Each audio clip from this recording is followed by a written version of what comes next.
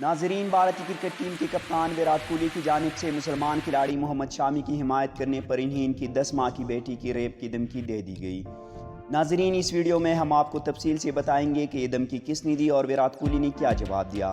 Video میں آگے بڑھنے سے پہلے حسب روایت آپ سب سے گزارش ہے کہ ویڈیو کو لائک کر دیں اور چینل کو ضرور سبسکرائب کریں اور بیل آئیکن کو لازمی پریس کریں تاکہ اس طرح انفارمیٹیو ویڈیوز آپ تک بآسانی پہنچ سکے۔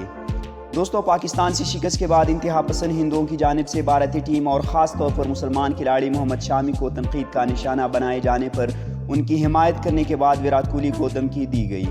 محمد شامی کو اس وقت سخت تنقید کا نشانہ بناتے ہوئے انہیں غدار وطن کہا گیا تھا، جبکہ بھارتی ٹیم کو پاکستانی کرکٹ ٹیم نے 24 اکتوبر کو 10 وکٹوں سے شکست دی تھی۔ شکست کے بعد بھارت میں انتہا پسندوں نے واحد مسلمان کھلاڑی محمد شامی کو غدار کہتے ہوئے انہیں پاکستان چلے جانے کے طعنے بھی دیے تھے۔ محمد شامی پر تنقید پر کئی سیاسی، سماجی و شوب شخصیات سامنے آئے تھے اور وراٹ کوہلی نے بھی ان کا دفاع کرتے ہوئے ان کا ساتھ دیا تھا۔ وراٹ کوہلی کی جانب سے بھی محمد شامی کا ساتھ دیے جانے پر ایک انتہا پسند نے انہیں ان کی بیٹی کی ریپ کی دھمکی دی۔ وراٹ کوہلی کے خلاف شروع کی گئی نفرت انگیز آن لائن مہم پر اداکارہ سوارا بھاسکر نے بھی ٹویٹس کیے اور وراٹ کوہلی کے خلاف کیے جانے والے ٹویٹس کے اسکرین شاٹ شیئر کیے۔